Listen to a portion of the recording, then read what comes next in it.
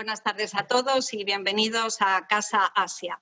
El webcast de hoy lo hemos organizado conjuntamente con el GIA, que es el Grupo de Investigación Asia, un grupo que se creó en el año 1994 de la mano de la profesora Carmen García Ormaechea y que intenta agrupar a especialistas de la cultura y del arte asiático del ámbito académico, y en estos momentos está compuesto por varios profesores, fundamentalmente de la Universidad Complutense y de la Universidad Autónoma de Madrid.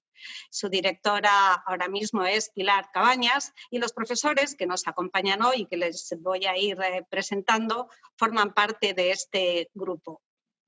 En primer lugar, les presentaré a la profesora Cristina Nualart, que es doctora en Historia del Arte por la Universidad Complutense de Madrid, el doctor Marcos Gómez, que también es doctor en Historia del Arte por la Universidad Complutense de Madrid, la doctora Irene Muñoz, que es doctora en Historia Antigua por la Universidad Autónoma de Madrid, Meng Zhu, que es doctoranda en Historia y en Artes, está en la Universidad de Granada, y David Sevillano, que es profesor asociado de Arte también y de Estudios Asiáticos en la Universidad Complutense de Madrid.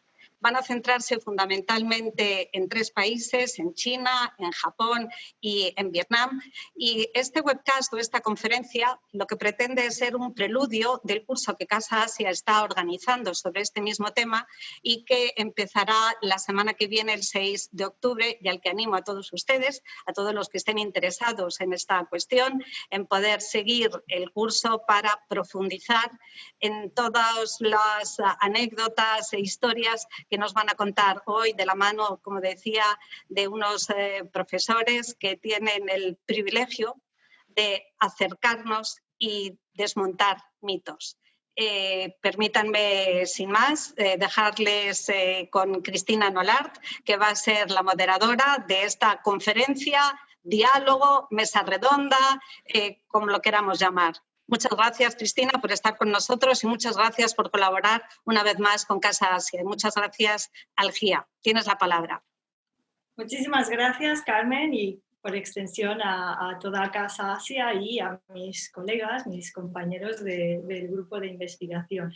Bienvenidas a todas las personas, que son muchísimas, que nos honra realmente el interés en esta webcast. Y nos honra que Casa Asia haya tenido el interés que ha tenido en repetir las ediciones de este curso. Este curso inició cuando GIA cumplió 25 años. Carmen ya ha contado un poquito de los inicios del Grupo de Investigación Asia, y para celebrar ese 25 aniversario, personas del grupo, no todo el grupo, pero algunas personas del grupo con inquietudes sobre temas de género, decidimos hacer una propuesta de curso, coordinamos esta propuesta de curso y Casa Asia la llevó a cabo de manera presencial en sus primeras ediciones. Y esta es la primera vez, la tercera edición, la que vamos a hacer a partir de la semana que viene, que lo hacemos online completamente. Eso naturalmente permite ampliar muchísimo el número de participantes, también la lejanía, personas que no residan en Madrid son más que bienvenidas a apuntarse. Y también para la tercera edición, que como digo inicia el miércoles que viene, podemos contar con participantes que no son residentes habituales en Madrid, como es el caso, por ejemplo, de 2 directoras de un curso que se ha hecho en la Universidad de Zaragoza, un curso de verano que ahora también se ofrece a través de Casa Asia. Entonces ya hemos hecho pues, un curso muy completo en el que miramos países del sudeste asiático, países de Asia Oriental, siempre en el caso de ambos cursos teniendo una perspectiva de género. En el caso del curso Culturas de Asia y el orden binario, del que formamos parte las 4 personas que hablamos y que van a hablar a continuación, la propuesta nos lleva a la historia antigua y nos trae también a una época contemporánea. bajo la premisa de que Asia, que es el continente que quizás menos se conoce por parte de los estudios que se hacen en España, pues tiene también un desconocimiento por parte de la ciudadanía respecto a cuáles son las posibles perspectivas de género o interpretaciones sobre estas ideas. Y por decirlo en dos palabras, cuando hablamos de un orden binario, pues consistiría muy esquemáticamente en la idea de que hay una sociedad donde unos grupos de personas se llaman hombres y se comportan de una manera, otro grupo de personas se llaman mujeres y se comportan de otra manera. Pero la realidad histórica es muy amplia y las investigaciones que se hacen en ese sentido son fascinantes.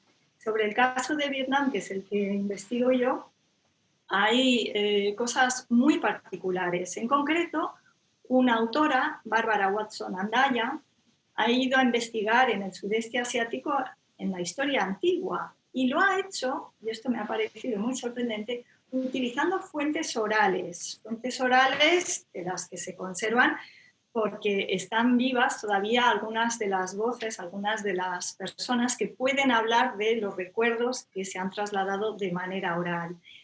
Cuando yo en ocasiones anteriores he podido ver las ponencias de Irene Minerva Muñoz, la doctora en historia especializada en arqueología japonesa, he disfrutado muchísimo, porque Irene, eres una persona que no solo hablas con muchísima pasión, además cuentas unas cosas que me parecen fascinantes, porque no me cabe en la cabeza que se pueda saber tanto sobre tradiciones y rituales que desaparecieron hace siglos, pero tú consigues hacerlo.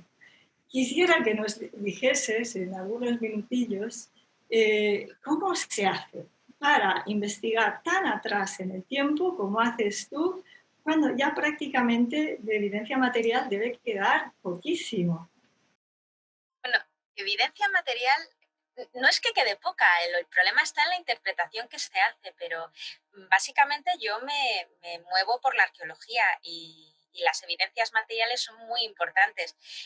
La manera de interpretarlas es en donde tenemos los problemas. Entonces, básicamente, tenemos que tirar o de fuentes escritas que, por ejemplo, en mi caso, para la arqueología japonesa, pues pueden ser fuentes escritas japonesas, en muchos casos muy posteriores a la época de los restos que estamos estudiando, o pueden ser también fuentes chinas o coreanas, que sí son un poquito más coetáneas. Entonces, teniendo en cuenta que en esa época, bueno, hay cierta unidad cultural en lo que algunos investigadores vienen a llamar la esfera de interacción del Mar Amarillo, ¿no? Que es una esfera con una gran influencia de la cultura china, pues muchas veces mirar al otro lado del Mar Amarillo también nos ayuda un poquito a interpretar esas cosas que están pasando en Japón, que no sabemos, esos restos que nos dicen que están haciendo algún ritual, pero no sabemos muy bien qué ritual, y bueno, pues muchas veces acudimos a estas fuentes y nos cuentan para qué dicen los coetáneos chinos y coreanos que son esos rituales, o también nos cuentan, por ejemplo, para qué dicen los japoneses un poco posteriores que eran estos rituales. Hay que tener cuidado también porque ellos mismos podían malinterpretar lo que estaban haciendo, bien una cultura distinta o bien gente muy anterior que no lo tenían claro. Entonces, bueno, pues ese es un punto que también trataremos durante el curso y si se puede, pues también trataremos un poquito hoy. Muchísimas gracias, Irene. A mí me deja maravillada de verdad esta historia antigua porque yo estoy más vinculada con el mundo actual. La siguiente persona a la que quisiera hacer una pregunta es Marcos Sala.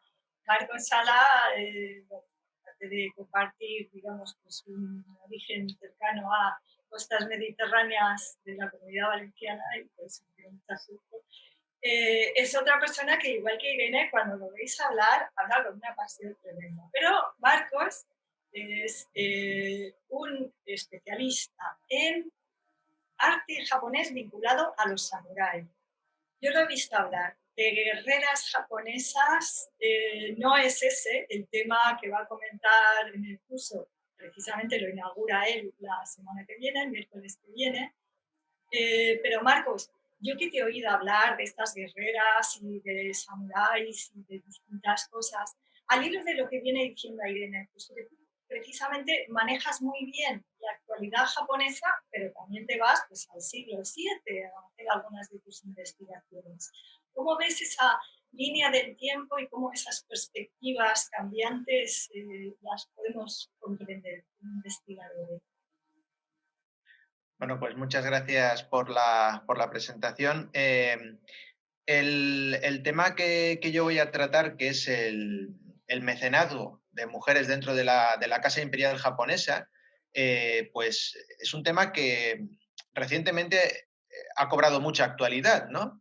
Y en parte se podría relacionar con estas guerreras, es decir, podríamos seguir hablando de guerreras, puesto que muchas de estas mujeres que, que son y fueron mecenas de obras de arte dentro del marco, como digo, de la Casa Imperial japonesa, también algunas de ellas tuvieron pues sus conatos de líderes militares, estrategas, pero de lo que voy a hablar en este curso, que es más su faceta de cara a las artes, tanto al mecenazgo de, puede ser construcciones, edificios, como incluso su propia incursión en estas artes como practicantes de algunas de estas disciplinas.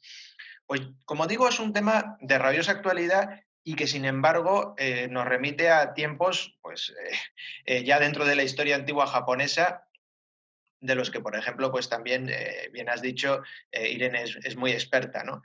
Y es el tema de la sucesión actual que hay en la Casa Imperial japonesa, porque luego ya iremos desvelando algunas cosillas más adelante, pero sencillamente para dejar el dato en el aire, seguramente sabrán que pues, recientemente ha sucedido, de hecho en mayo del año pasado, 2019, se realizó la sucesión del trono imperial en Japón y digamos, la siguiente generación vendría a ser la hija de los actuales emperadores, la princesa Toshi, Aiko.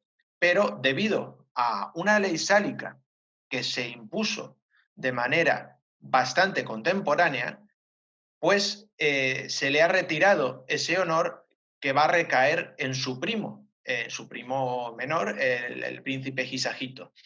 Entonces, esto es algo, como digo, que cobra mucha actualidad cuando en la historia japonesa hemos tenido tanto emperatrices por propio derecho divino, podríamos decir, en este caso sobre todo hablando de la historia antigua, como emperatrices consortes que llegaron a tomar el trono de Crisantemo y podemos hablar de hasta 8 emperatrices oficiales y más 2, digamos, más históricas, más míticas, ¿no?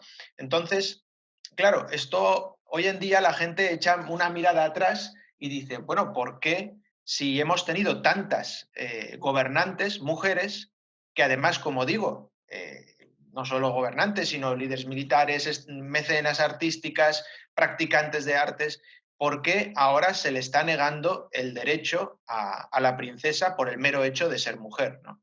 Entonces, bueno, estas son algunas de las cosas que hablaremos, pues, no sé si hoy un poquito aquí en esta intervención y luego ya desgranaremos en el curso, en primera intervención, ya trataré una por una todas estas mujeres que han tenido una importancia en el desarrollo de las artes en Japón. Muchísimas gracias, Marcos. La verdad es que es fascinante quedarnos con la intriga de qué habrán hecho estas 8 mujeres y todo lo demás que podrías contar sobre la antigüedad y la actualidad. Tanto Irene como Marcos habéis perfilado un poquito pues, 2 ámbitos, como son la religión y las casas imperiales, la monarquía, la realeza, y son en general en todos los países del mundo pues unos ámbitos bastante jerárquicos, bastante hegemónicos, quizás poco propensos a los cambios o a ciertas modificaciones. Sin embargo, tenemos aquí a Meng Zhu, que en la Universidad de Granada hace una tesis sobre los intercambios artísticos entre España y China a través del Galeón de Manila. Creo que el Galeón de Manila sonará bastante. lo que yo por lo menos desconocía es la fascinante historia que Meng nos trae sobre una figura religiosa. Y es que Meng, no sé cómo, pero ahora nos lo va a contar un poquito, descubre que la figura que en el budismo es Avalokiteshvara, en el budismo chino es conocida también como Guanyin, y la diosa Guanyin a todo esto es también muy conocida en Vietnam. Muchos templos vietnamitas tienen imágenes de la diosa Guanyin. Meng, tú lo que descubres es que esta figura milenios atrás tenía una representación masculina y sin embargo solo en China esta figura se va feminizando. Me parece increíble esto. ¿Cómo sucede esta transformación? Este fenómeno es muy, muy interesante porque hoy en día todos, pues yo creo que la figura de Kuan Yin ya está muy conocida en todo el mundo, incluso en los países occidentales. Mucha gente lo conoce, pero poca gente sabe que su origen no es de aspecto femenino como lo que solemos ver hoy, sino que tuvo un aspecto, tuvo una imagen masculina.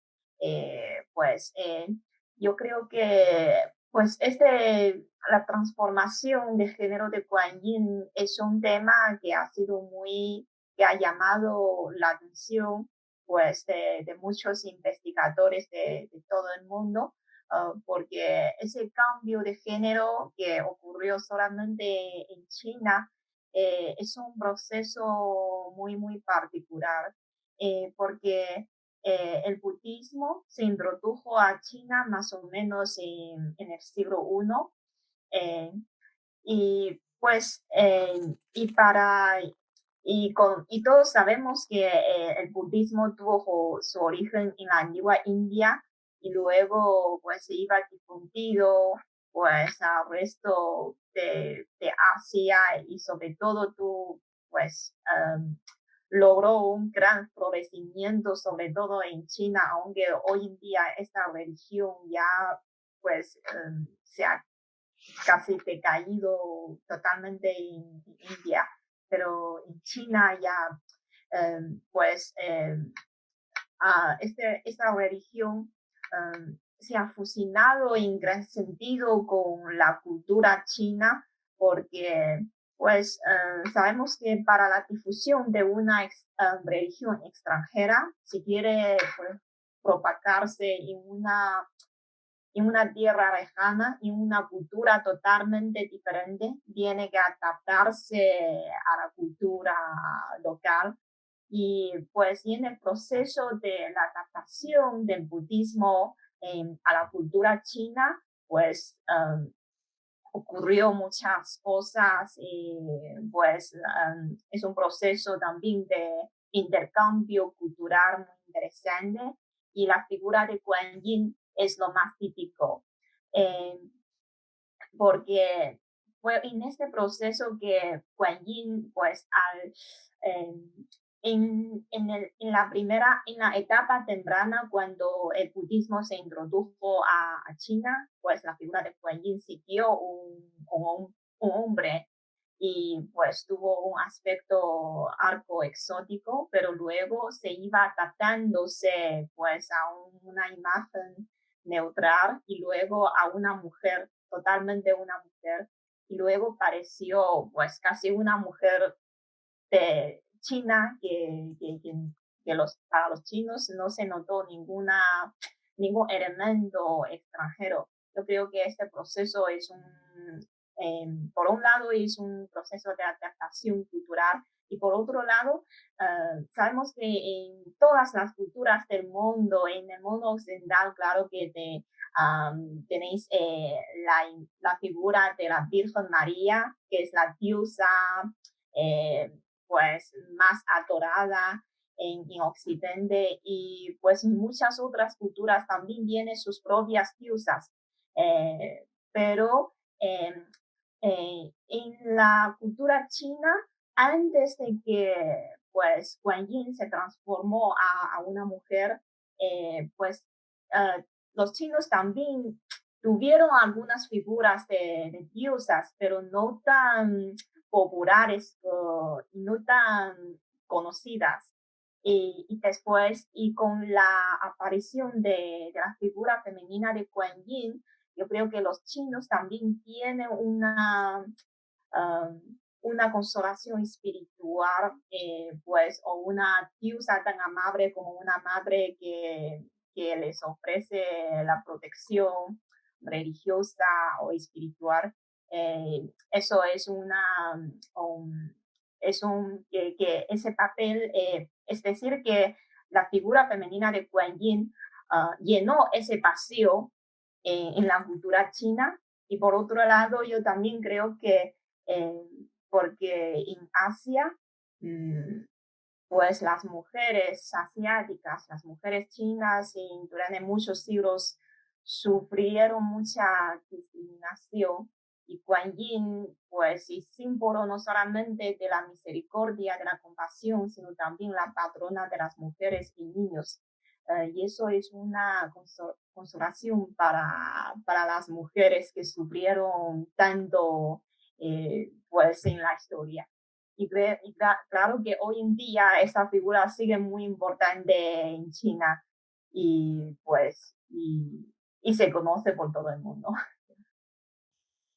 Muchísimas gracias, Meng. Es realmente interesante. Me parece un cambio que ha debido pasar a lo largo de un tiempo muy largo y que digas que casi resulta imperceptible o no chocante para la población sorprende. No sé cómo podríamos pensar algo parecido en el momento actual. Es desde luego un tema apasionante ese y celebro haberlo descubierto, además de tus trabajos sobre el Galeón de Manila. Otro ámbito, que es el ámbito de las dinastías, lo trabaja el historiador David Sevillano, que es profesor asociado en el área de estudios de Asia Oriental de la Universidad Complutense. Y David, también tú, como los demás aquí presentes, pues has estado en este curso desde sus primeras ediciones y aquí sigue dando ponencias fascinantes. Así como Meng nos ha hablado de cómo a lo largo del tiempo van cambiando las cosas, tú en el curso hablas de una mujer muy concreta, pero también es verdad que sabes que a posteriori la imagen o la iconografía de esa persona, sobre todo las acciones de esa persona, que tú vas a pronunciar el nombre mucho mejor que yo, pues han seguido teniendo un eco. E incluso tú vas a introducir aquí la palabra protofeminismo. David, cuéntanos, ¿de qué nos vas a hablar en el curso? Gracias, Cristina, por la presentación y por contar conmigo una vez más para el curso. Bien, yo voy a hablar de la que es la mujer en la que me he ido especializando a lo largo de todos los años. De hecho, es si se puede llamar a una persona, aunque esté muerta, objeto de estudio, ella es mi objeto de estudio. Es la emperatriz Wu Zetian, que es la única emperatriz que ha reinado se podría decir que por derecho propio en China. Si el imperio chino se fundó en el año 221 a.C. y terminó en el año 1911, solo ha sido ella. El resto, más de 200 emperadores, han sido varones, única y exclusivamente. Claro, para llegar a ser emperatriz tuvo que hacer una serie de cosas, porque no podía llegar a ser emperatriz porque estaba vetado directamente. Todo el pensamiento chino en cuestión de género circula en torno al planteamiento de que sí, efectivamente hay un sexo masculino y femenino y son complementarios, el famoso yin-yang, pero el hombre tiene primacía sobre la mujer. Lo masculino, lo yang, tiene primacía sobre la mujer, que debe ser sumisa, debe estar, por decirlo de una forma como más coloquial, un peldaño por debajo del hombre. Tiene que obedecer, obedecer y ser sumisa. ¿Qué es lo que pasa? Que eso a nivel político se traduce en que no puede tener autoridad, porque siempre va a tener autoridad alguien por encima de ella. Por lo tanto, la emperatriz, cuando nació en el año, se calcula, porque no se sabe exactamente la fecha, nació en torno al año 625 después de Cristo, de nuestra era, y no llega a ser emperatriz consorte, o sea, la esposa del emperador, hasta el año 655, y del 655 hasta el año 690 es emperatriz consorte y regente después cuando muere su marido. ¿Cómo va a conseguir que en el año 690 se proclame emperatriz? Pues porque a lo largo de toda esa etapa va ganando cuota de poder. Va ganando cuota de poder porque su marido está enfermo y ella tiene que asumir una especie de regencia sin serlo de su marido, llevando los asuntos de gobierno. Y los lleva bien y los ministros lo saben, porque son con ella con quien tratan directamente, y van a permitir que después de que muera su marido empiece a hacer una serie de cosas que, utilizando el lenguaje moderno, sería un empoderamiento puro y duro. Directamente empieza con cuestiones religiosas. Participo en determinados sacrificios que están vinculados a las mujeres. Por lo tanto, empiezo a resaltarlos. Empiezo a hacer construcciones de prestigio que me vinculan con emperadores del pasado. Empiezo a mandar escribir libros a los que hago el prólogo en el que hablo de las mujeres virtuosas, siempre respetando la tradición. Las mujeres deben ser sumisas, las mujeres deben obedecer, pero introduciendo una tradición también que es el valor de la maternidad. La madre como educadora, y lo resalta sobre todo. Se presenta como una madre educadora, y como madre educadora merece el respeto de sus hijos. El respeto de sus hijos que se traduce en la piedad filial. Eso llevado a la política es que ella se presenta como madre de todo el imperio y todos los súbditos son sus hijos a los que educa. Por lo tanto, todos los súbditos le van a tener que obedecer y le deben una piedad filial. Todo eso va a hacer que sienten unas bases que va captando la atención hasta que llega luego ya pues una serie de cosas que ya son más particulares, como la ampliación del luto por la madre, aparecen una serie de augurios y al final pues lo que aparece es un texto budista en el que se viene a decir que es un texto original, que luego se le va a hacer un comentario en el que dice el texto original que Buda Maitreya, el Buda del futuro, llegará a un momento en el que se reencarne en una mujer que gobernará el mundo, en una figura femenina. Los comentaristas del momento, en el año 690, dicen, esa es la emperatriz Wu, solo puede ser ella, porque es una madre que educa al pueblo, es una figura que está controlando el imperio, y para ellos el imperio es el mundo, y la reconocen como encarnación viva de Buda Maitreya. Por lo tanto, es una diosa viviente. Y si hay una diosa viviente, tiene que reinar, porque al fin y al cabo el emperador es un delegado del cielo, un delegado de la divinidad. ¿Qué es lo que pasa? Pues que toda la información que tenemos está recogida en crónicas que son mayoritariamente, y por decirlo de una forma muy suave, bastante negativas con ella. La atacan de manera bastante agresiva. Lo menos que la llaman es mujer lujuriosa y cosas por el estilo. Ya sabéis que siempre que se ataca a una mujer se la ataca con relación al sexo. Pues con ella no hay excepción.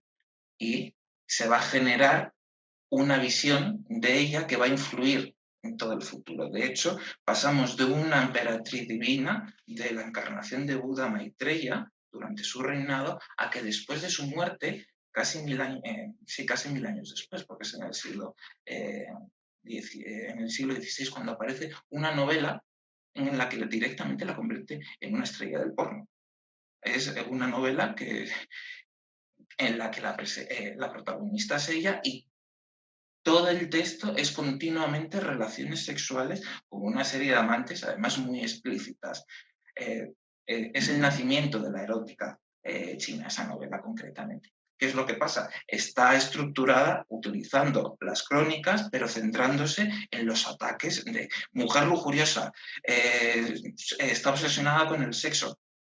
Difícil de saber porque en las habitaciones imperiales no entraba nadie, ninguno de los cronistas, pero bueno, eso sería otra historia. ¿Qué es lo que pasa? Pues que genera una imagen que en otras novelas se va a seguir utilizando y se la llama, se dice que es directamente el espíritu de una zorra. Las zorras son unos espíritus divinos, semidivinos que hay en Asia, pero que concretamente en China se asocian a un espíritu femenino malo que conduce a la perdición del hombre a través del sexo. O sea que es también otra vez otra vuelta de tuerca.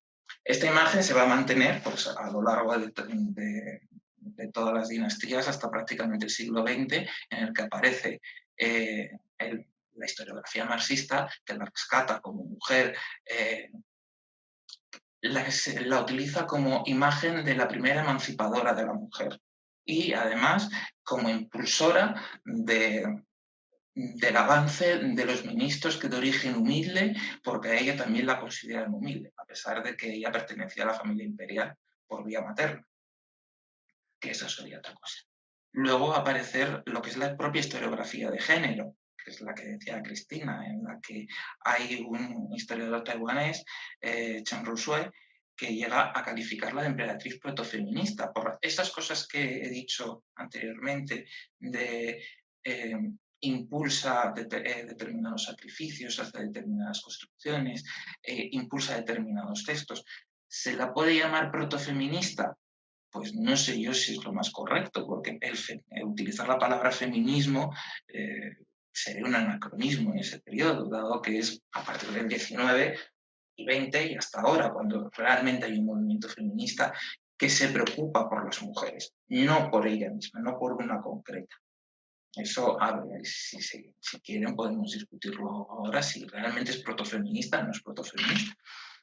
Y lo más reciente que se ha hecho ahora a nivel social es la representación de novelas. Se han escrito novelas, se ha utilizado como protagonista en series televisivas e incluso se le ha dado su nombre a un licor, aparece en videojuegos y todo por norma general suele estar como teñido por una especie de halo Disney en el que es una especie de Cenicienta que no tiene ningún tipo de culpa de nada, es una pobrecita que llega y todo le va pasando. La han desexualizado, la han quitado todo tipo de culpa de las crónicas y la han dejado pues, en un personaje pues, que se podría decir que es poco menos que un personaje Disney.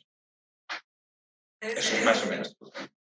Es increíble, es divertidísimo todo esto que cuentas y yo creo que es bastante acertado que tanto en el caso de Wu Zetian como de situaciones más actuales, ¿no? Pues estos ataques que se hacen con el tema de sexo, a mí me ha venido a la mente una poeta o una poetisa vietnamita que es del siglo XVIII, que es Ho Xuan Hong, que en un momento bastante particular consigue ser una intelectual, es decir, una mujer que podía leer y escribir, cosa que estaba vedado a muchísimas, pero ella escribe poesía erótica y durante prácticamente todo el 19 nadie quiso saber nada ni decir nada y prácticamente se borró, digamos, el registro de las reivindicaciones que yo defendería como absolutamente protofeministas de esta poetisa, porque entre otras cosas decía que no iba a tolerar ser una concubina ni la segunda o tercera esposa de alguien y que pues ella lo que quería era disfrutar del sexo simplemente sin todas esas trampas, ¿no? De a ver cómo te llaman o a ver de qué manera lo utilizan para criticarte. Bueno, muchísimas gracias, David, por todo eso. Yo tengo que volver a Irene, porque sé que Irene también tiene unas historias sobre sacerdotisas y figuras que en el ámbito de la religión han sufrido pues, alguna veleidad. Cuéntanos algo, Irene. Es que además estás muy relacionado con lo que nos ha contado David, porque básicamente es el mismo esquema. mujeres que consiguen muchísimo poder, tanto social como político, de pronto se crea una campaña de descrédito de ellas y esa campaña incluye hacerlas prostitutas, literalmente. Entonces, acusarlas de prostitución. Es el caso de las micos, las sacerdotisas un poco ligadas al culto shintoísta, que es, digamos, lo que sería la evolución del culto nativo japonés.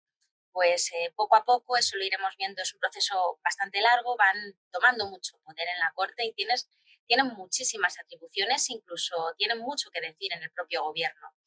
Llega un momento que con ciertas influencias de otro tipo de religiones continentales, bueno, pues poquito a poco va pasando justo lo contrario, son los hombres los que van copando el poder y los que se ven amenazados por ese gran poder que tienen algunas sumas sacerdotisas y en concreto no solo las sumas sacerdotisas, sino también un tipo de micos, de sacerdotisas, que se llaman las arukimiko, que eran itinerantes. Entonces estas sacerdotisas eran itinerantes, iban por los pueblos, iban pues realizando encantamientos, eran un poco chamanesas, ¿no? Por así decirlo.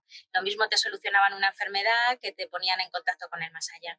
Entonces, bueno, pues dentro de esta campaña de descrédito de estas arukimiko, una de las cosas de las que se les acusaba era de practicar la prostitución. Porque claro, una mujer sola andando por esos mundos, pues obviamente no se puede mantener si no practica la prostitución. Entonces es un poquito el caso que contaba David, ¿no? Mujer a la que hay que desprestigiar, pues la relacionamos con la prostitución, pero es que además juegan más cosas también a favor de esto, y es que pues muchas de las prostitutas, que realmente eran prostitutas, se asociaban muchas veces a los santuarios. ¿Por qué? Porque, claro, cuando uno va de peregrinaje a un santuario, tiene que llegar puro al santuario y eso implicaba una serie de restricciones que también incluían el sexo. Pero una vez que tú ya has llegado a tu santuario, has cumplido tu ritual y ya estás puro, pues se acabó y hay que celebrarlo pues con todo lo que te has estado privando durante todo el camino. Y claro, pues ahí tenían un nicho muy importante de clientes, por eso se asociaban a los templos. Esto tampoco ayudó en nada para que la gente siguiera considerando a las micoprostitutas y de hecho es que la investigación actual hasta hace muy poquito ha seguido repitiendo ese cliché de que las prostitutas descienden de las mico, de estas arukimiko. Y ha sido hace relativamente poco ya que ha habido, ya con el auge de los estudios de género, que se han empezado a desgranar las fuentes antiguas e intentar ver si es verdad que las mico practicaban o no practicaban este tipo de, digamos, ganar dinero alternativo a lo que normalmente hacían y nada parece indicar que sea así. De hecho, no hay ninguna fuente que te cuente esto. Lo que pasa que, bueno, el cliché se ha ido manteniendo durante los siglos y todavía hay investigadores que lo defienden simplemente, bueno, pues por desconocimiento, por no haber mirado, por ir repitiendo un poco, por así decirlo, la tradición, ¿no? Y no mirar realmente si esto es así o es un cliché o un prejuicio que se ha ido transmitiendo por los siglos. Entonces es bastante curioso. Bueno, hay mucha unidad en el mar amarillo y los alrededores, entonces, bueno, pues tampoco extraña mucho que se den los mismos tipos de procesos en cuanto a desprestigiar, pero al final consiguieron desprestigiar bastante la institución, por así decirlo, ¿no? A estas mujeres y quitarles muchísimo poder. No consiguieron quitárselo todo, porque sí es verdad que se centraron mucho en pequeñas religiones, dedicadas muchas de ellas a la mujer, el culto al guizo, por ejemplo, que era un poquito, pues, a mí me ha recordado mucho al Kuan Yin que nos contaba Meng, porque era como la patrona de las madres, de los niños que fallecen en el parto, pues también los protege y tal. Entonces, se dedicaron mucho a este tipo de cultos y eso hizo que no desaparecieran porque se las requería mucho a nivel local y era muy difícil perseguirlas. Pero sí, no, la verdad es que es un tema fascinante. Es curiosísimo. La verdad es que cómo funcionan las religiones. Hay una religión en Vietnam que es la religión de la diosa madre, y los medios que vienen a ser pues parecido, estoy hablando de la actualidad en Vietnam, por lo menos de los últimos 20, 30 años, así como Irene nos acaba de hablar de no sé de qué siglo, pero hay un patrón, digamos, en las figuras religiosas que tienen el desprestigio, y lo enfatizo entre comillas, de ser hombres homosexuales. Y digo esto porque los medios de esta religión dedicada a la diosa madre son homosexuales, que siendo varones sienten que la sociedad condena eso, pero paradójicamente permite e incluso considera mejor que los medios espirituales para interceder con los espíritus y las personas, pues sean precisamente personas que tienen esta, y digo literalmente lo que dice uno de estos medios, esta enfermedad, que se entienda naturalmente que esa no es mi visión, sino como él mismo cuenta estas historias. Pero retomando Japón, Marcos, ¿ha habido situaciones de descrédito entre las mujeres de la Casa Imperial como si las ha habido en China o funciona de otra manera? Bueno, digamos que el descrédito ha sido también algo bastante contemporáneo. Por ejemplo, podemos fijarnos en la que podríamos considerar la primera Tenno.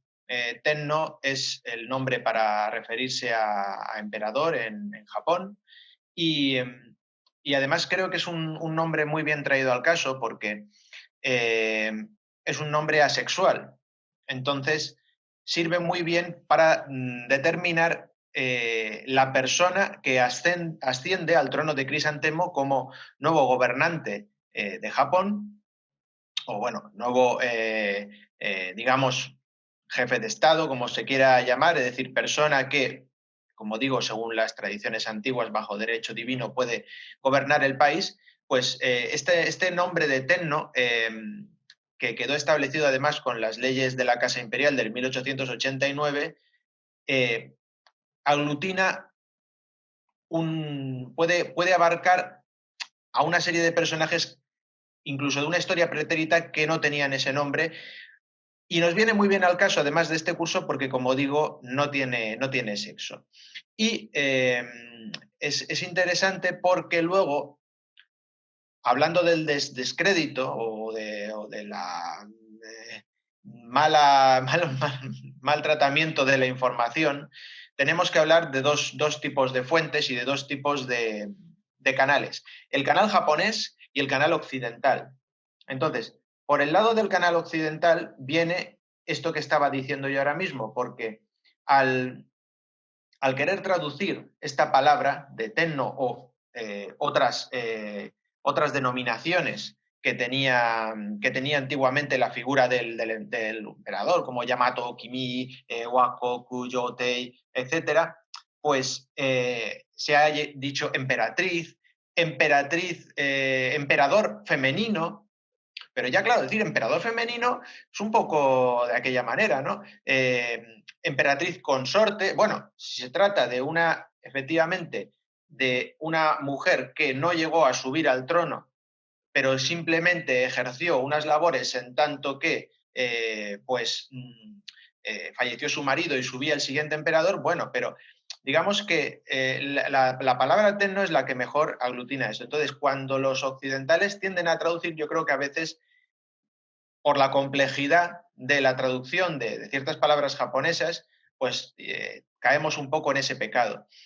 Algunas investigadoras japonesas han utilizado un término que es yotei, que era un término que se aplicaba solo a las mujeres que subían al trono de Crisantemo en Japón, es decir, que ascendían al cargo de máximo. Y el problema es que, hablando en este curso, no me gusta traerlo a colación porque de manera contemporánea, y con ello me voy al otro canal de información, al canal japonés, de manera contemporánea se ha llegado a menoscabar ese término de yotei, como diciendo que son emperadores de segunda, ¿no? Entonces, queda mejor decir, utilizar este término, como digo, totalmente asexual de tenno, que es cualquier persona que sube al trono de Crisantemo, para referirnos a ello. Y dentro de estas fuentes japonesas, como digo, que han llevado un poco al descrédito de algunas mujeres importantes dentro de la historia de la Casa Imperial, pues, por ejemplo, citar uno de ellos, podemos fijarnos en la emperatriz Jingu Tenno, que es podríamos decir la primera Tenno, primera mujer japonesa que asciende al trono, o no, porque, claro, está enmarcada dentro de lo que se llama o denomina la historia mítica japonesa, pues una señora que vivió entre el siglo II y III, que vivió cerca de 100 años, es decir, estamos un poco, como digo, dentro de la historia mítica japonesa.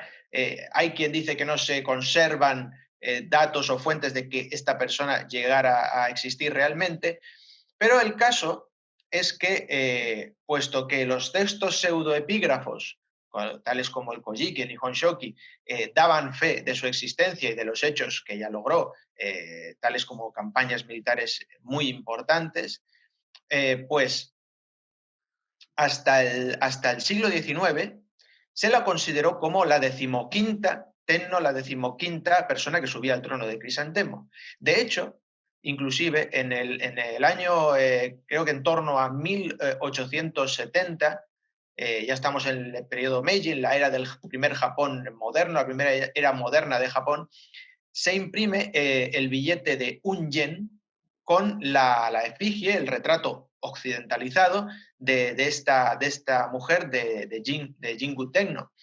Y poco después, posiblemente en torno a unos pocos años después, en 1889 se hace una revisión de las leyes de la Casa Imperial y se estipulan una serie de artículos. El caso es que poco tiempo después, no solo este billete sale de circulación cuando fue la primera mujer que apareció en papel moneda en Japón, sino que además se la elimina de la estirpe de la Casa Imperial, pasando a ser el decimoquinto Tenno su hijo. Y la excusa que se esgrime para esta eliminación, pues es bastante peregrina, ya que se podría aludir a que, bueno, pues es una figura de la historia mítica, pero claro, el problema es que si decimos que quitamos a una persona de la estirpe de la Casa Imperial japonesa por pertenecer a una historia mítica donde las personas, según dicen los textos, vivían de 100 a 200, 300 años, pues claro, tenemos que eliminar a un montón de emperadores, varones, que están en el mismo caso. Entonces, la excusa peregrina con la que se usa para eliminar a esta mujer es que en realidad ella no llegó a subir al trono de Crisantemo porque cuando subió estaba ya encinta del siguiente emperador. Y como el texto este, digamos, mítico, menciona la fantasiosa noticia de que esta mujer, esta Tenno, cuando empieza una campaña bélica contra un reino de Corea, está encinta y ella dice, como no quiero dar a luz en territorio extranjero, pues me voy a introducir unos cantos rodados para retener así a mi hijo durante 3 años y cuando ya acabe la campaña militar y vuelva a Japón, pues me quito estas piedras y puedo dar a luz al heredero del trono en territorio japonés. Entonces, claro, dicen, claro, ella no subió al trono, subió el emperador que estaba ya en su vientre, retenido por piedras. Entonces, como digo, estas noticias, especialmente cuando son tan contemporáneas, porque estamos hablando de finales del siglo XIX, pues llegan a los oídos de las gentes de hoy en día que están al tanto de la sucesión imperial, ya que la sucesora por derecho es a la princesa Toshi, Aiko, pero debido a estas leyes, como digo, de finales del siglo XIX, que se llegaron a traer la ley sálica europea a Japón, pues se ha decidido que el sucesor va a ser el príncipe, su primo, el príncipe Hisahito.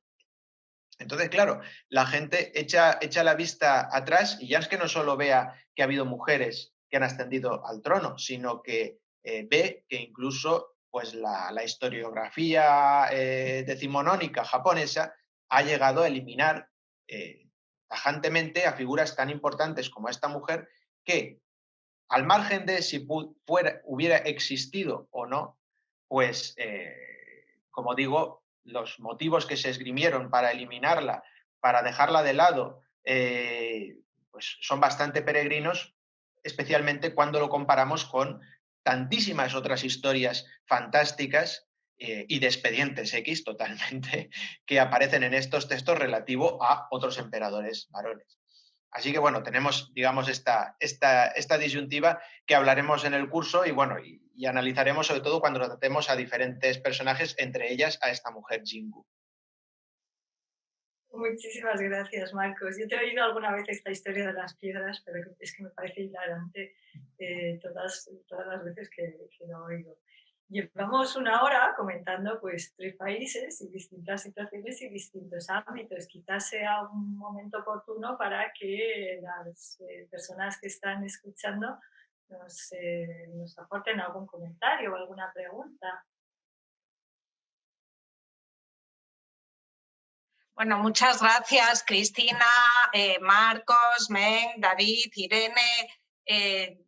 Yo creo que son unas anécdotas fantásticas, como decía Cristina, y bueno, lo que yo no sé es si realmente se desmonta el mito del patriarcado o se refuerza el patriarcado, ¿no? Porque, como comentaba Marcos, todos esos cambios tan recientes, hablamos de 1889, ¿no?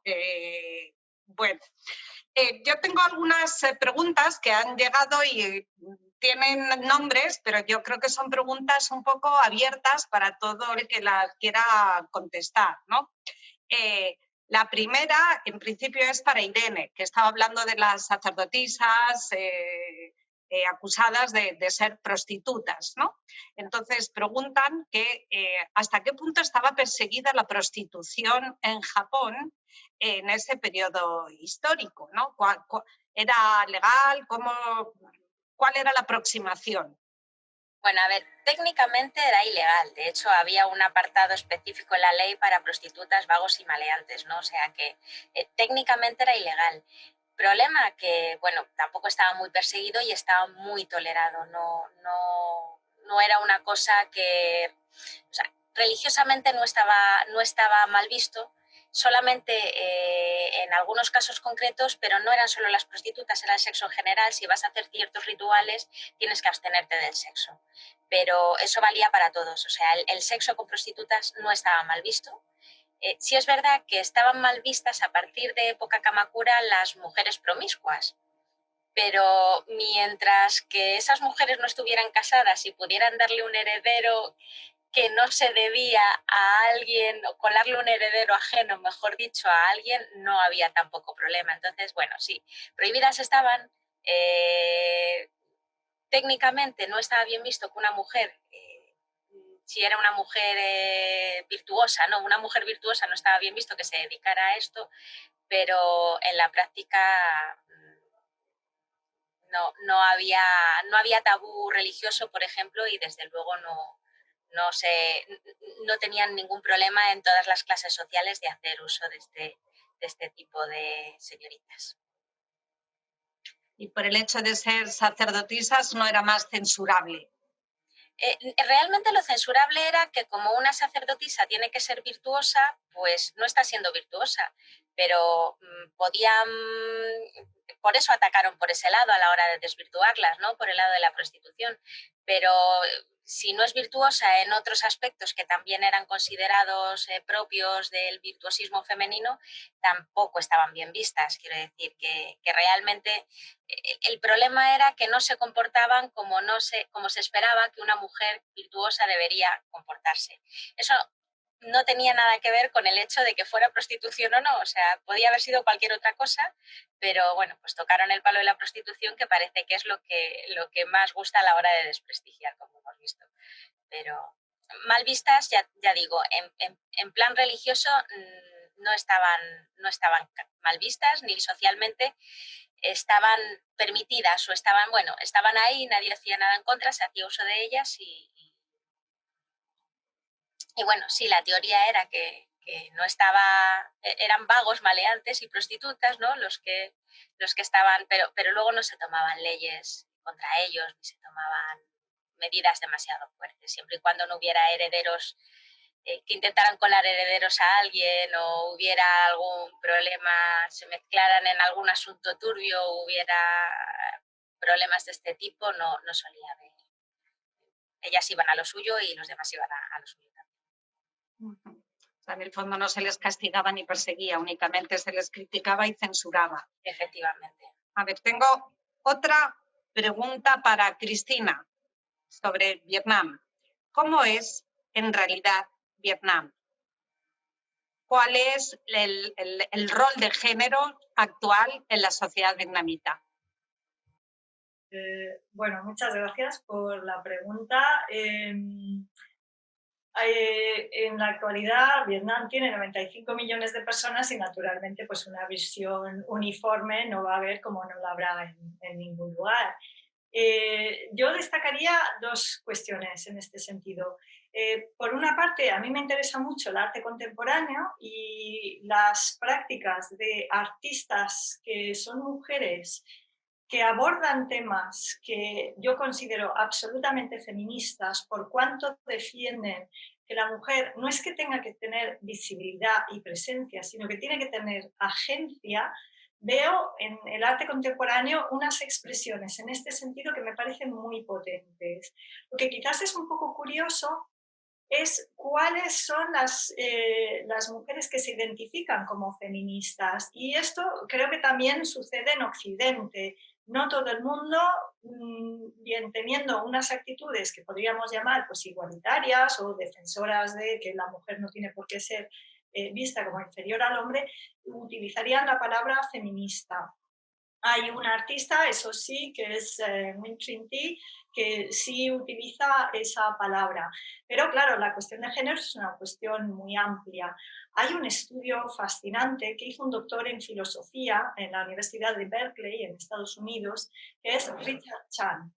El estudio de Richard Chan abarca el siglo XX y hace una comparativa entre los años 30 o 40, que es cuando Vietnam era parte de Indochina, una colonia francesa que también incluía las actuales Camboya y Laos, y compara esos años 30 y 40 de Indochina o de la Vietnam actual con los años 80-90 de la Vietnam actual, es decir, el periodo en el que después de la guerra de Vietnam, que terminó en 1975, empieza a haber una apertura de mercado, una apertura internacional en el sentido más amplio. Y el estudio, como digo, del mundo de la filosofía se basa en fuentes literarias y se va a buscar revistas, publicaciones semanales, periódicos, etc.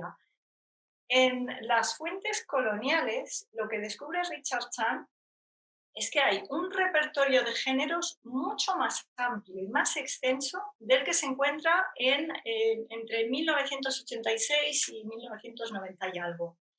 Y esto es curioso, porque solemos muchas veces pensar, ¿no? Pues que en el pasado todo era como más limitado y ahora estamos más abiertos. Bueno, pues este es un estudio curioso porque ve que en los años 30 y 40 hay personas en Vietnam que están hablando de género en sentidos bastante diferentes. Por una parte, pues el tema de la orientación sexual.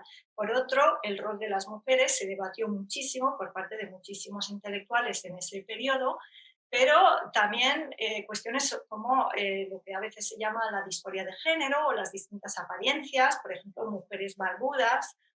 Y el estudio es curioso porque lo que se descubre es cuáles son algunas de las actitudes por parte de vietnamitas y cuáles son las sorpresas de ellos ante lo que ven por parte de franceses o de los medios franceses o las publicaciones francesas en las que van tomando conocimiento, ¿no? Y pues ya acercándonos más a los años 50 hay un grupo de escritores, de literatos, que es bastante potente en muchos aspectos de cuestionar la sociedad, pero que es un grupo de escritores que conocen obras de autores homosexuales europeos como André Gide o Jacques Genet. Y bueno, pues hay digamos unas cuestiones de género que, según, como digo, Richard Chan, son mucho más abiertas en los años 30 o 40 que no en décadas posteriores. Desde mis observaciones personales, yo diría pues que hay ciertas imposiciones a hombres y a mujeres más que diría que las mujeres muchas veces tienen la peor parte, pero las maneras también de mostrar resistencia, y quizás aquí se parece un poco a lo que ha contado David sobre Wu Zetian, ¿no? Son actos de resistencia que no son tanto de salir con cartas y decir yo quiero esto, sino que cobran formas más metafóricas o más sutiles, o por lo menos yo que investigo el arte, ¿no? Pues lo veo en estas maneras más simbólicas. Gracias, Cristina. A ver, otra pregunta para Marcos. Esta tiene que ver con el anuncio como heredero del sobrino del emperador, ¿no? Y dice que si los movimientos feministas en Japón no han reaccionado, si no ha habido ninguna movilización. No, el asunto es que hay una inercia histórica bastante curiosa, que es las mujeres que han subido al trono, como digo, en la historia japonesa, estas 10, pero hablando de las consideradas oficiales por la Casa Imperial dentro de estas 8, solo han habido 2 que han ascendido por derecho propio y no por haberse casado con un emperador y luego este emperador haber fallecido, ¿no? Y además fueron designadas a su vez por una anterior mujer que estaba en el trono. El caso es que siempre que estos 2 únicos casos de mujeres que han ascendido al trono, nombradas a su vez por mujeres que estaban ostentando este trono imperial, fueron en ambos casos solteras y sin descendencia, por lo cual la descendencia pasó a otros familiares cercanos. Esto dejémoslo por un lado. Y luego está el asunto de que, especialmente después de los problemas que ha tenido la actual emperatriz, Masako, de depresión por las leyes tan estrictas, tan antiguas, de la Casa Imperial japonesa. Tengamos en cuenta que la Casa Imperial japonesa está orgullosísima, y lo dice siempre que puede, de ser la estirpe imperial viva más antigua del mundo, o la estirpe real viva más antigua del mundo. Con lo cual, pues tienen mucho recelo a cambiar nada de todas sus tradiciones y de todos sus asuntos. Sí es verdad que finales del siglo XIX cambiaron muchas cosas, pero luego, como digo, se han resistido a cambiar las mínimas. Y esta presente emperatriz Masako tuvo grandes problemas de depresiones, grandes problemas al adaptarse a esa vida de la Casa Imperial. ¿Por qué digo esto? Pues porque con las mujeres japonesas que yo he podido hablar sobre este tema, pues casi que me dicen, pues bien por la princesa Toshi, porque eso que se ahorra, ¿no? Porque realmente ser tenno o incluso ser emperatriz consorte en Japón con las leyes actuales de la Casa Imperial, pues es una tarea extremadamente dura. No es algo como la aristocracia, como la realeza europea, de voy para aquí, voy para allá, hago lo que quiero. No, ellos tienen pues, algunas leyes realmente estrictas. Por ejemplo, habrán oído que el nombre de la nueva era, que es la era Areiwa, y igual saben que los emperadores, una vez fallecen, toman el nombre de su era como nombre propio. El nombre de la era durante la que reina el emperador, el nombre que va a tomar él cuando fallezca, con el que va a pasar a la historia, ni siquiera lo elige él, lo elige la agencia de la Casa Imperial.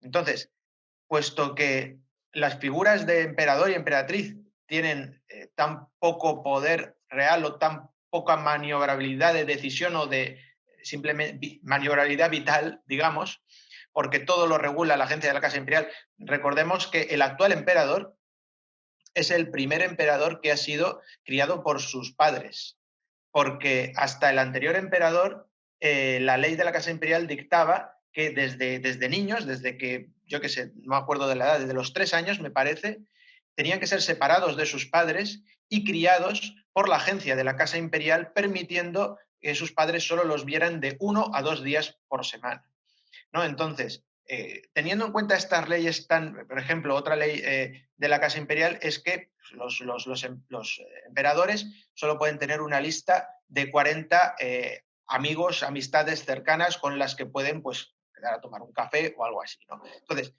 teniendo las leyes tan complejas que tiene la Casa Imperial ahora mismo, pues la verdad es que las mujeres con las que yo he hablado de este tema me han dicho bueno, que casi se alegran por la princesa Toshi. El asunto es que debería ser ella la que decidiera si está dispuesta, porque desde luego que si ella hace una declaración diciendo que no se va a casar y no va a tener descendencia, nadie, por derecho histórico, podría negarle el trono de Crisantemo. Si ya decidiera casarse y demás, ya entraríamos en otra serie de circunstancias legales más complejas. Pero debería ser ella la que tomara esa decisión y no, pues, como digo, la agencia de la Casa Imperial que decidiera que literalmente el heredero va a ser su primo por el simple hecho de ser varón, ¿no? Entonces, esta es un poco la complejidad actual que se vive al respecto. Sumado otro asunto, y tiene que ver con los movimientos feministas y también muchos movimientos de izquierda que suelen estar ligados a los movimientos feministas, que es el asunto de la persistencia todavía en la memoria colectiva japonesa de que la Casa Imperial es algo asociado al imperialismo nacionalista que llevó a Japón a la Segunda Guerra Mundial. Con lo cual, cuando han habido voces en el Parlamento japonés, en la dieta japonesa, de que se deben reformar ciertas leyes de la Casa Imperial para permitir una serie de libertades o para manejar algunos asuntos, pues han sido criticadas por todos los lados. Por el lado conservador, porque esto no se debe tocar, somos los más antiguos del mundo, y por el lado liberal, porque cualquier nueva virtud o nuevo poder que se dé a la Casa Imperial, pues lo ven, entre comillas, ciertamente peligroso. Así que esta es un poco la situación compleja que hay con la sucesión. Pero como digo, desde luego, y al menos desde mi punto de vista, debería ser la princesa Toshi, la Aiko, quien decidiera si quiere o no asumir este cargo y no una agencia externa, como es lo que ocurre. Muchas gracias, Marcos. Es un poco lamentable, ¿no?, que esta lucha por la igualdad de derechos se pueda intentar interpretar desde un punto de vista político y que hay quien lo considere que puede poner en peligro una institución, ¿no?, que quizás es el miedo o la resistencia al cambio.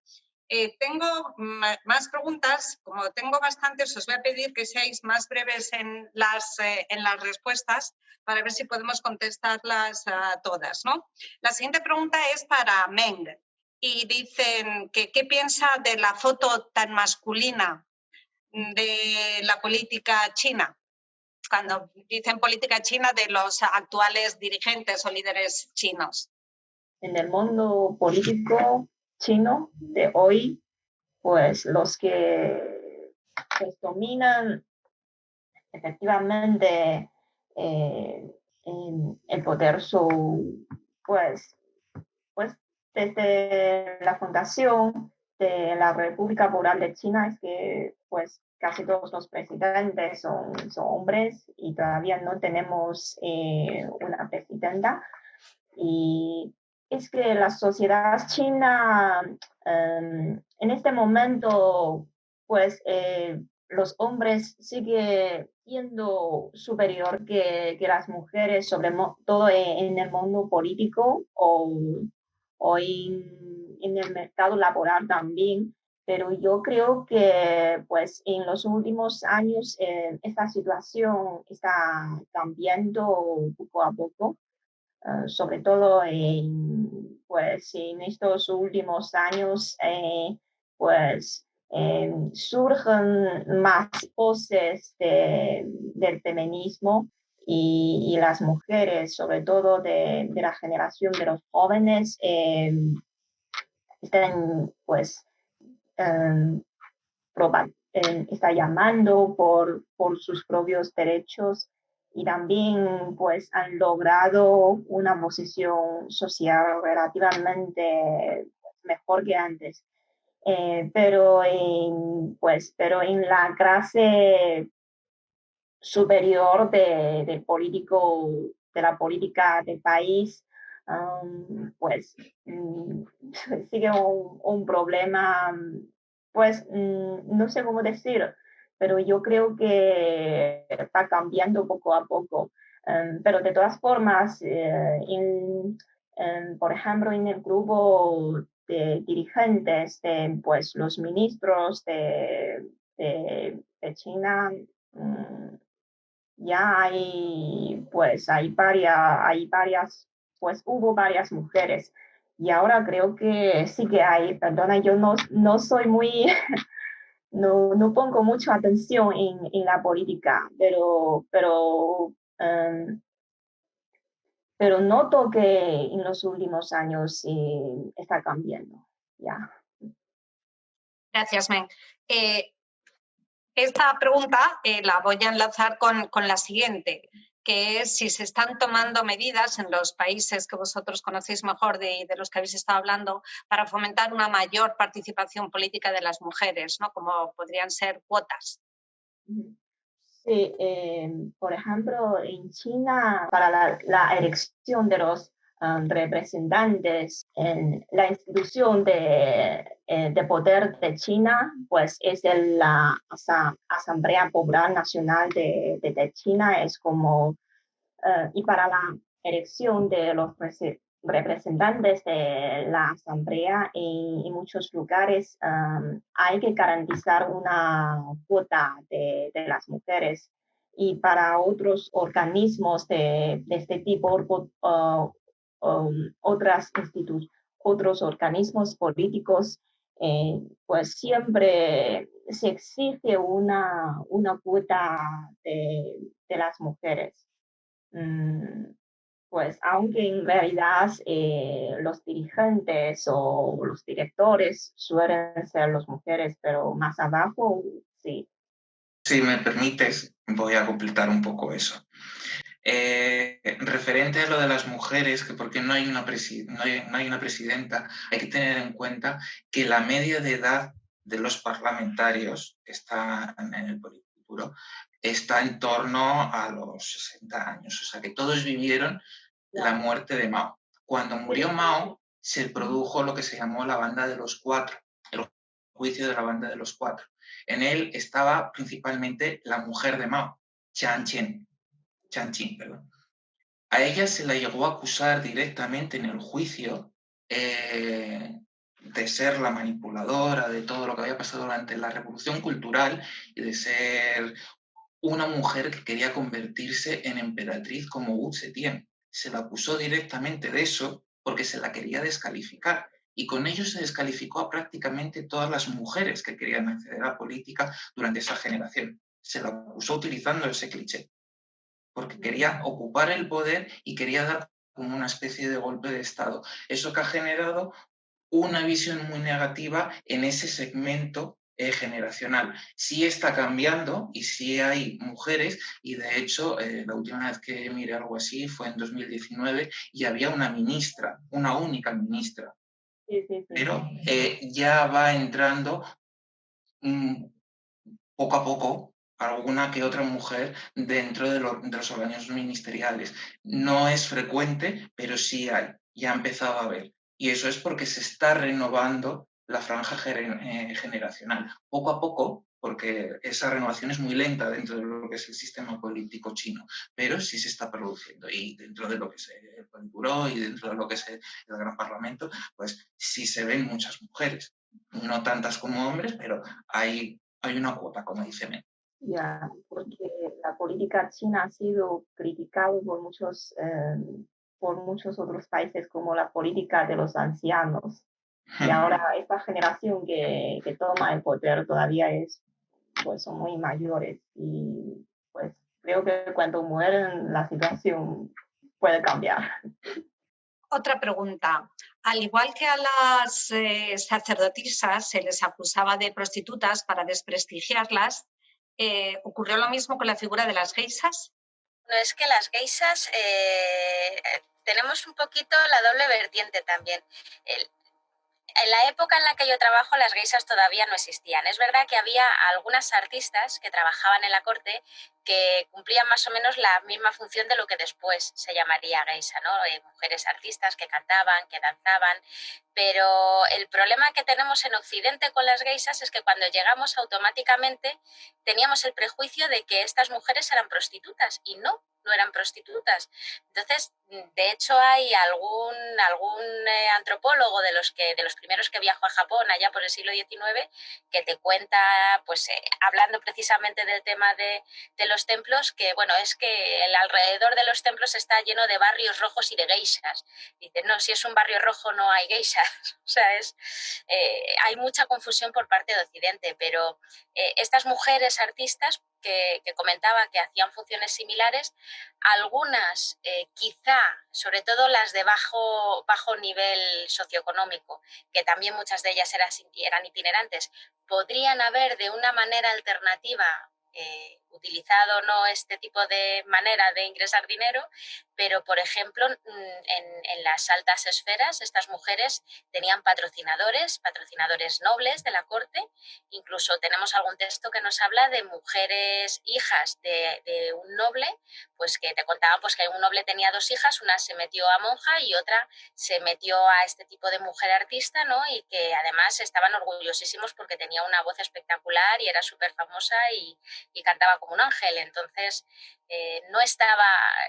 Son 2 cosas diferentes. Por un lado las artistas, por otro lado, y las geisas no están mal vistas en Japón. Somos nosotros desde nuestro punto de vista de Occidente los que lo hemos confundido con prostitutas y los que nos empeñamos en desprestigiar algo que realmente nunca ha tenido que ver con la prostitución. O sea, es más bien un malentendido por parte de los occidentales, ¿no? Sí, esto es muy sencillo. Si ahora cualquier persona turista viaja a Japón, a Kioto, sin saber casi nada o casi nada de la cultura japonesa, solo lo que ha oído o ligeramente le suena, pues vuelve y te enseña un montón de fotos y te dice, guau, tío, fíjate, he fotografiado un montón de geishas, he tenido un montón de suerte, mira qué cantidad de fotos en Kioto, en el barrio de las geishas.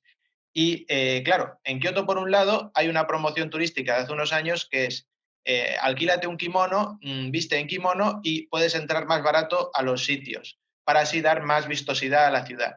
Y por otro lado, está las jóvenes japonesas, especialmente en verano, visten el kimono de verano, el yukata, para ir a festivales de verano, etc.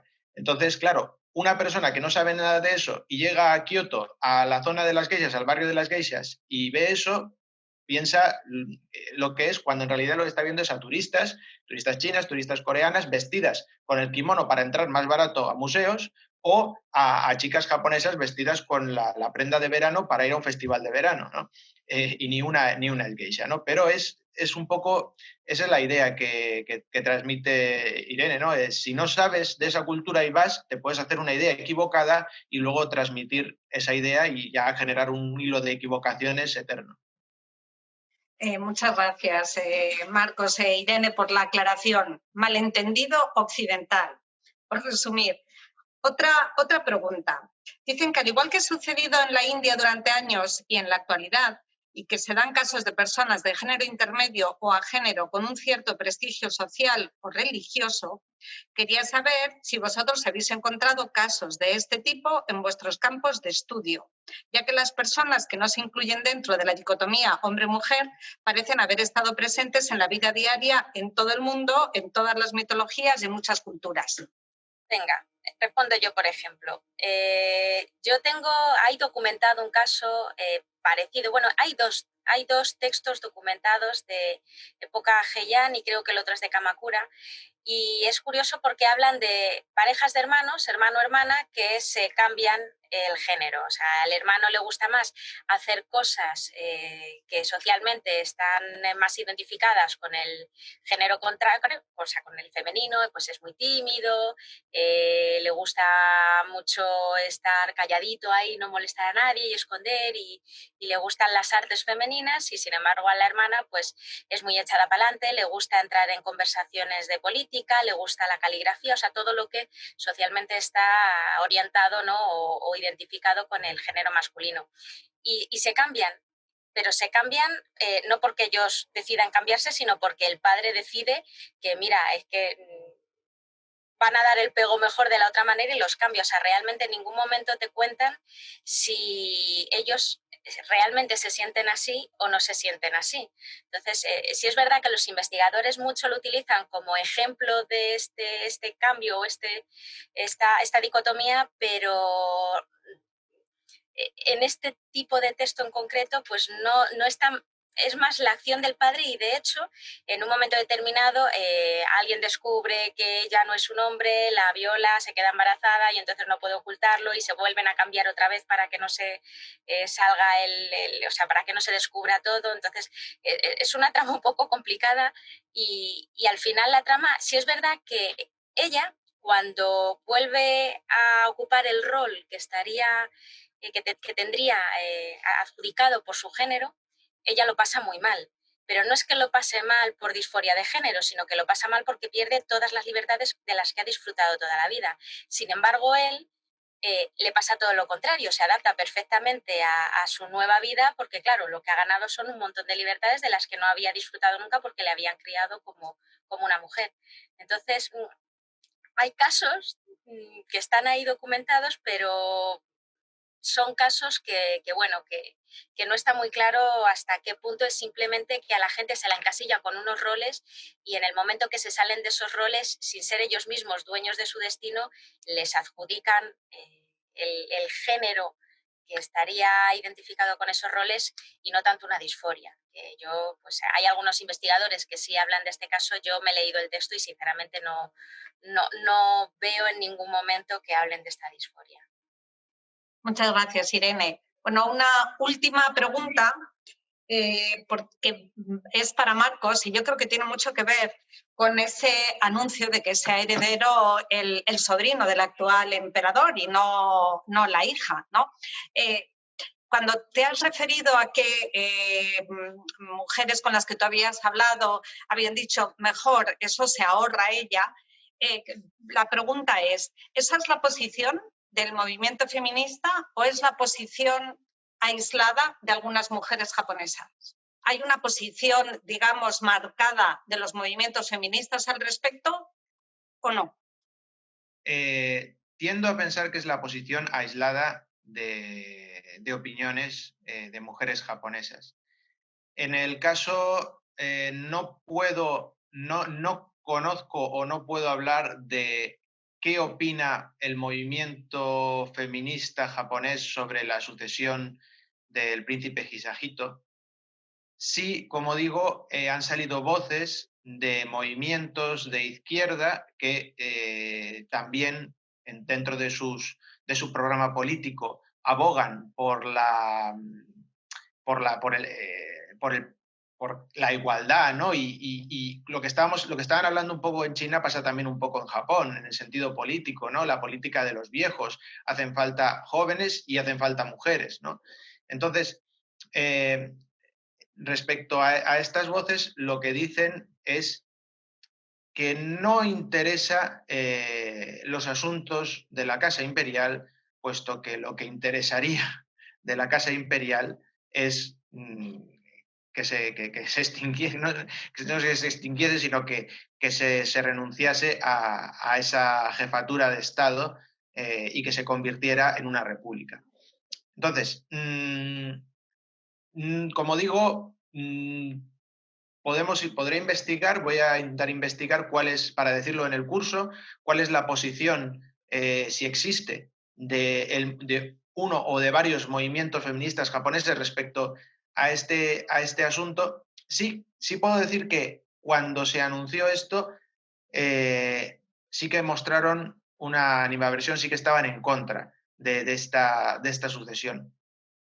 Pero como digo, no ha sido algo que haya tambaleado en exceso a la sociedad japonesa, porque precisamente unos años antes, en 2006, cuando era primer ministro Junichiro Koizumi, él propuso en la dieta que se cambiaran estas leyes previniendo estos problemas sucesorios. Y poco más que no le hicieron caso o que le hicieron de menos, precisamente por lo que estaba comentando, ¿no? Por decir los conservadores que las leyes de la Casa Imperial no se pueden tocar y decir los liberales que pues para eso estamos, para ir cambiando estas cosas. Lo que no tenemos que hacer es preocuparnos de esto y preocuparnos de otros asuntos, ¿no? Entonces, esas palabras cayeron en vacío y el que ha salido ahora hace poco, el primer ministro Shinzo Abe, pues digamos que su posición siempre fue una posición neutral y dejando las cosas de la Casa Imperial en manos de la agencia de la Casa Imperial.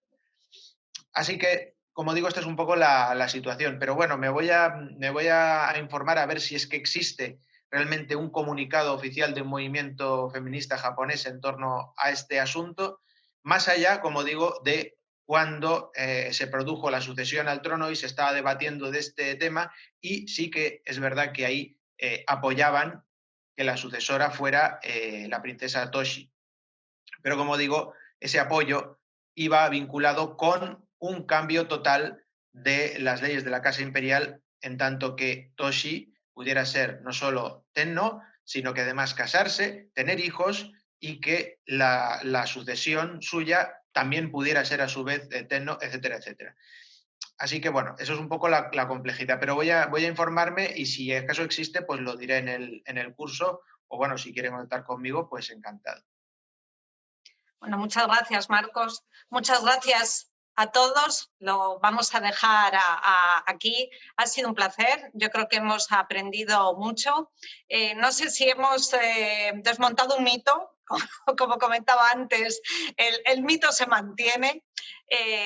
Gracias, David, Irene, Cristina, Meng, Marcos, a todos y a todos ustedes por acompañarnos una vez más, y los que se muestren interesados por seguir investigando e indagando sobre esta cuestión, ya saben que Casa Asia va a ofrecer un curso. El plazo de inscripciones todavía está abierto y el curso empezará la semana que viene.